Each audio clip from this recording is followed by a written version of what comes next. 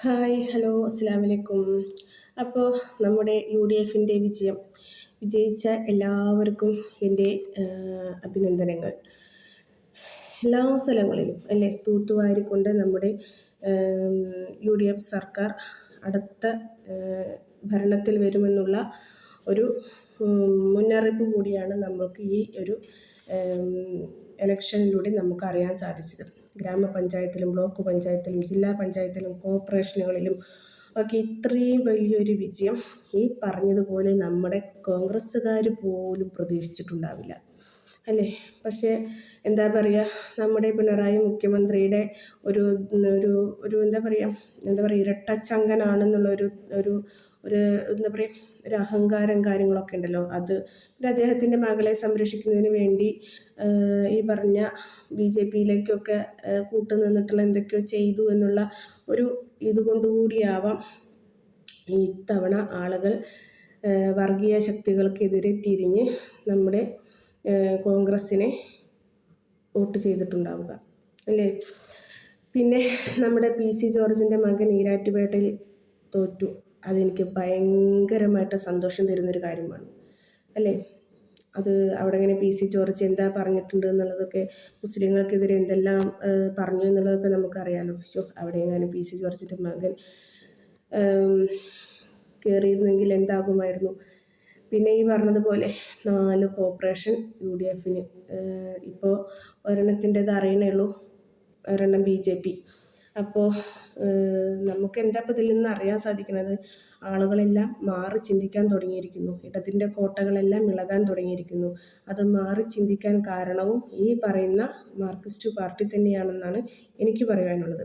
പിന്നെ എനിക്ക് പറയാനുള്ളൊരു കാര്യം എന്താണെന്ന് വെച്ചാൽ, തോറ്റതിന് ശേഷം ഇപ്പോൾ ഇത്രയും റിസൾട്ട് വന്നതിന് ശേഷം നമ്മുടെ MM മണി പറയുന്നുണ്ട് ഗവൺമെൻറ്റിൻ്റെ പെൻഷൻ വാങ്ങി നക്കിയതിന് ശേഷം അവർ ചതിച്ചു എന്നുള്ളത്. ഈ MM മണിയോട് എനിക്ക് പറയുവാനുള്ളത്, ഈ പെൻഷൻ എന്ന് പറയുന്നത് MM മണിയുടെ തറവാട്ടിൽ അല്ലെങ്കിൽ ഈ പറയുന്ന പിണറായി വിജയൻ്റെ തറവാട്ടിൽ കൊണ്ടുവരുന്നതല്ല.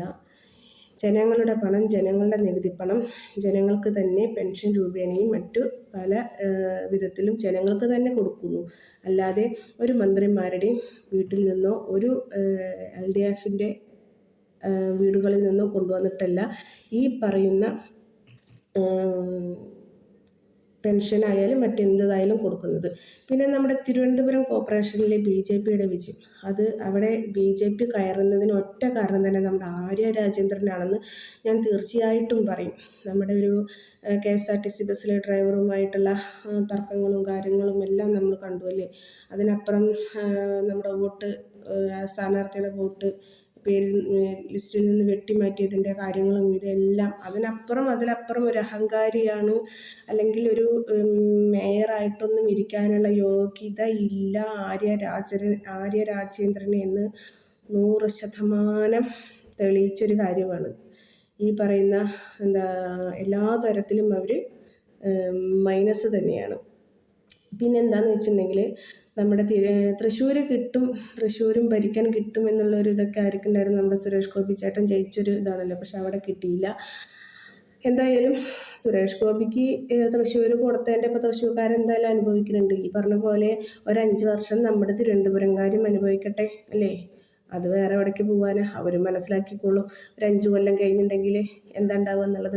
എന്നാലും ഒരുപാട് സ്ഥലങ്ങളിൽ BJP അക്കൗണ്ട് തുറക്കുമെന്ന് പ്രതീക്ഷിച്ചതിൽ നിന്നും അത്രയൊന്നും എന്താ പറയുക നേട്ടങ്ങൾ കൊയ്യാനൊന്നും ഈ പറയുന്ന BJPക്ക് സാധിച്ചിട്ടില്ല. എന്തായാലും വോട്ട് ചെയ്ത് വിജയിച്ച് കയറിയ എല്ലാവർക്കും, ജയിച്ച എല്ലാ സ്ഥാനാർത്ഥികൾക്കും എൻ്റെ അഭിനന്ദനങ്ങൾ.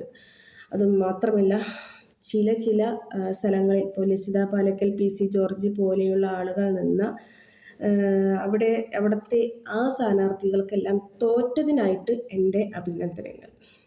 ഓക്കെ.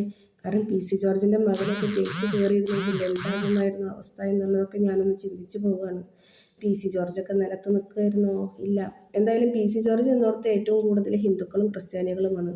അതുകൊണ്ട് അവിടെ ഇങ്ങനെ മുസ്ലിങ്ങൾ അവരെ ജയിപ്പിച്ചു എന്നുള്ളത് ഒരിക്കലും പറയില്ല. ഓക്കെ. അപ്പോൾ ഹിന്ദുക്കളായാലും ക്രിസ്ത്യാനികൾ ഒന്നും കൂടി ഇരുത്തി ചിന്തിക്കാൻ തുടങ്ങിയിരിക്കുന്നു എന്ന് വേണം ഇതിൽ നിന്ന് നമുക്ക് മനസ്സിലാക്കാൻ.